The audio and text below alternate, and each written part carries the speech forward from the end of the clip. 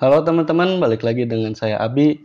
Kali ini saya akan memberikan beberapa tips untuk teman-teman yang mau rakit PC. Silahkan simak videonya sampai beres.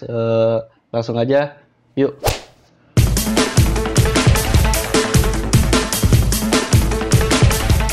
Oke, yang pertama untuk merakit PC, teman-teman harus menentukan tujuannya dulu. Teman-teman mau bikin PC untuk apa? Misalkan untuk 3D grafis, atau misalkan teman-teman butuh untuk gaming, atau hanya sekedar office, silakan teman-teman tentukan sendiri. Saya di sini nanti budgetnya itu hitungannya belakangan, karena percuma kita menyiapkan budget sekian tapi teman-teman tidak puas dengan hasilnya. Oke, yang pertama tadi tujuan, kemudian berikutnya teman-teman akan menentukan komponen-komponennya, yaitu prosesor adalah salah satu komponen terpenting karena untuk menunjang performa komputer teman-teman. Tips dari saya untuk pemilihan prosesor, teman-teman cari informasi dulu untuk tipe prosesor, mau Intel ataupun AMD, kemudian perkembangannya. Nah, ini perkembangannya ini makin sini lebih banyak perbaikan dari segi performa maupun dari segi efisiensi daya. Kita bisa bandingkan, teman-teman bisa lihat datasheet misalkan Core i5 seri pertama dengan sekarang yang generasi 7. Lihat perbedaan penggunaan dayanya. Kemudian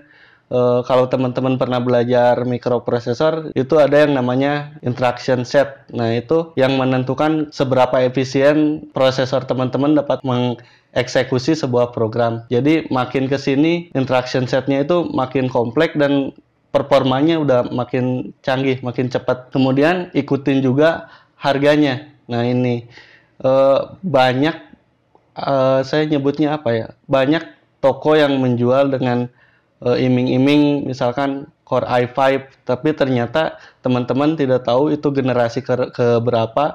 Kalau kita bandingkan misal dengan prosesor Core i3 seri yang terbaru, nah itu performanya lebih baik dari si i5 yang seri lama. Yang selanjutnya yaitu motherboard. Teman-teman bisa lihat dari chipsetnya dulu sebelum kita lihat merek. Nah, kita lihat dulu chipsetnya, karena motherboard ini menunjang untuk upgrade ke depannya, karena makin ke depan si software ini dia membutuhkan entah itu RAM ataupun prosesor yang lebih cepat tentunya, ataupun kapasitas RAM yang lebih besar dan sebagainya. Nah, ini teman-teman tentukan chipset untuk motherboardnya yang kira-kira menunjang untuk di-upgrade nantinya. Kemudian untuk merek, saya bisa rekomendasikan beberapa merek untuk teman-teman. Jangan sampai teman-teman nyesel beli gitu loh. Jadi teman-teman beli motherboard dengan harga yang relatif lebih murah, tetapi tidak sesuai harapan teman-teman. Entah itu komponennya yang cepat rusak, ataupun efisiensi dayanya yang tidak lumayan bagus. Saya rekomendasikan untuk motherboardnya itu merek dari Gigabyte, Asus, MSI, atau kalau misalkan teman-teman budgetnya agak kurang, teman-teman bisa membeli merek ASRock. Itu udah lumayan budget motherboard sih. Nah, kemudian untuk berikutnya itu pemilihan RAM. PC ini mau digunakan untuk apa? Itu nanti kita tentukan seberapa besar RAM yang dibutuhkan. Misalkan 4 GB, 8, 16, atau mungkin teman-teman butuh 32 GB. Di RAM itu ada yang namanya speed dan timingnya. Saya nggak mau terlalu teknis, cuman yang kebanyakan saya lebih merekomendasikan ke speednya dulu. Nah, teman-teman cari speednya itu yang mentok di prosesor ataupun di chipsetnya. Misalkan untuk DDR3, saya pakai Intel Core i3 4130, DDR3 dia mentok di 1600 MHz. Nah, jadi saya pakai RAM-nya itu sebesar 1600 MHz, yaitu PC 12800. Nah, untuk DDR4 dan selanjutnya teman-teman bisa cek sendiri di datasheet prosesor dan di datasheet si chipsetnya. Untuk timing, teman-teman googling lah, karena itu udah terlalu teknis. Menurut saya sih begitu. karena nanti takutnya videonya kepanjangan, jadi kita skip dulu untuk timing RAM. Selanjutnya untuk pemilihan hard disk. Untuk hard disk di 2017 ini sepertinya kapasitas yang saya rekomendasikan itu 1 terabyte. Nah, kenapa? Karena untuk misalkan teman-teman gaming ataupun desain grafis itu membutuhkan ruang storage yang lumayan besar, terkecuali teman-teman hanya butuh PC untuk Office ya 320 GB juga udah cukup, udah lumayan luas. Dari merek untuk hard disk ya lumayan banyak sih, ada Seagate, kemudian ada WD sama Hitachi. Nah, teman-teman bebas lah, nanti untuk teknisnya teman-teman lihat di speknya, entah itu speed RPM-nya, kemudian transfer datanya, interface-nya SATA 2 ataupun SATA 3 dan lain-lain. Kalau teman-teman butuh kecepatan yang lebih dari hard disk, teman-teman bisa pilih SSD. Cuman untuk harganya mungkin bisa 2-3 kali lipat lebih mahal dengan kapasitas yang lebih sedikit, tapi itu speednya udah lumayan oke sih. Gitu menurut saya sih. Kalau misalkan teman-teman butuh untuk performa ya pilih SSD, tetapi hard disk juga pasang karena untuk storage-nya SSD untuk misalkan 1 tera itu udah lumayan mahal. Ya teman-teman 256 GB itu udah cukup menurut saya untuk SSD. Selanjutnya untuk pemilihan graphic card. Nah, ini untuk graphic card itu teman-teman bisa ikutin ya informasi update lah yang terbaru, misalkan dari Nvidia apa, terus dari ATI Radeon, bukan ATI Radeon, sekarang AMD Radeon ya. Untuk AMD Radeon seri terbarunya apa, itu ya sama seperti prosesor, dia ada efisiensi daya, performa dan lain-lain. Kemudian untuk tujuannya nih, balik lagi ke tujuan, teman-teman mau digunakan untuk apa nih visinya. Kalau misalkan untuk gaming itu kalau dari Nvidia seri GTX, kemudian kalau dari AMD Radeon dari AMD itu AMD Radeon serinya, teman-teman bisa cek lah untuk seri-seri VGA-nya itu banyak banget, bisa dicek untuk kemampuannya dan lain-lainnya. Kalau misalkan untuk Office, menurut saya sih bawaan dari si internalnya itu udah cukup lah, karena nggak terlalu membutuhkan untuk grafiknya. Sedangkan untuk misalkan teman-teman butuh untuk desain grafis yang membutuhkan detail yang sangat tinggi, misalkan untuk 3D ataupun apalah, teman-teman dari seri Nvidia itu ada yang namanya Quadro. Kemudian dari AMD ada yang namanya Fire Pro. Nah, itu profesional graphic card. Nah, jadi harganya juga udah profesional. Silakan teman-teman tentukan sendiri, teman-teman kira-kira butuh visinya untuk apa.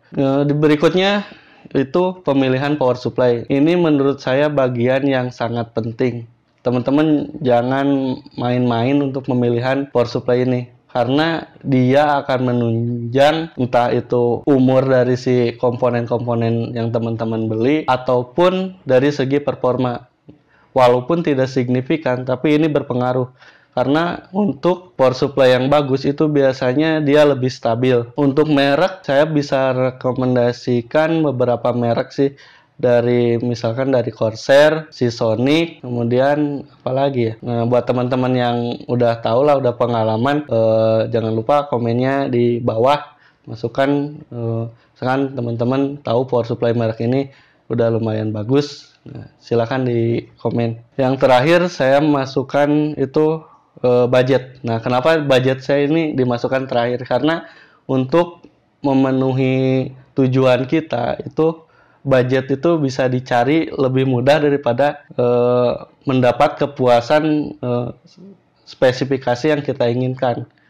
Lebih baik kalau kata saya nabung agak lama tetapi tujuan teman-teman tercapai, daripada teman-teman buru-buru rakit tetapi nanti upgrade ini itu dan jadinya over budget. Menurut saya seperti itu sih.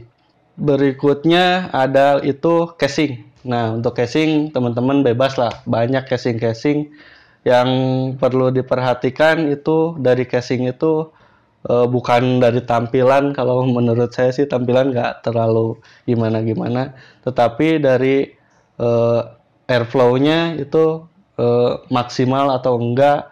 Misalkan ada fan samping, belakang, sama atas itu udah lumayan bagus. Apalagi yang di bawahnya itu ada saringan untuk udara masuk dari depan juga.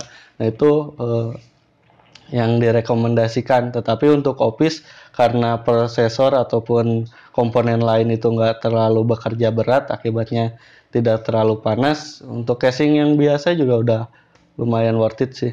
Yang terakhir itu aksesoris. Nah, aksesoris teman-teman bebas lah, mau pakai LED bling bling, kemudian kayak lampu disco tuh, kemudian mau pakai fan 10 biji juga nggak masalah. Sorry tadi kelewat untuk power supply. Nah, untuk power supply saya belum bahas tadi masalah dayanya. Nah, dayanya teman-teman bisa hitung dua komponen penting yang memakan daya besar itu dari prosesor sama si graphic card. Nah, teman-teman lihat datasheet dari si graphic card maupun dari prosesornya itu kira-kira butuh berapa watt. Nah, saya rekomendasikan 1,5 sampai 2 kali lipat daya yang dibutuhkan untuk si tadi dua komponen itu. Kenapa? Karena kalau misalkan kurang, nanti bisa, ya kalau misalkan syukur-syukur ada overcurrent protector ya. Jadi kalau misalkan teman-teman over dayanya, si power supply-nya dia mematikan arus semuanya dan komponen teman-teman aman. Kalau misalkan nggak ada, ya mungkin salah satunya bisa rusak seperti itu. Dan yang saya banyak dengar itu ada yang namanya power supply viewer. Saya pernah lihat di YouTube juga, nggak tahu siapa yang ngomong kalau power supply kata pure itu hanya digunakan di kita. Nah, kalau di negara lain itu namanya efisiensi. Teman-teman tahu yang power supply yang 80 plus itu ada sertifikasinya. Nah, itu tapi jangan sampai sertifikasinya itu cuman stiker doang ya.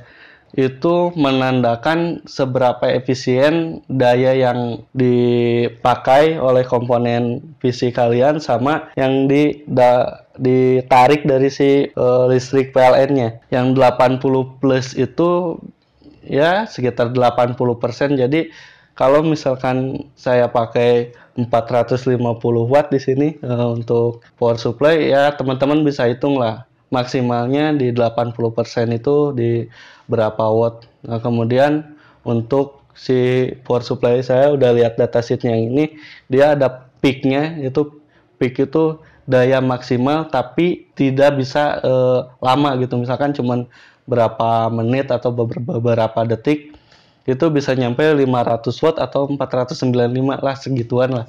Gitu aja teman-teman. Kalau misalkan ada pertanyaan, kalau yang kurang jelas boleh dimasukkan di kolom komentar. Kalau misalkan video ini menurut teman-teman bermanfaat, boleh di-share ke teman-teman. Jangan lupa di-subscribe channelnya Mamang Opreker buat informasi menarik berikutnya. Oke, gitu aja. Sampai jumpa di video berikutnya. Salam Opreker.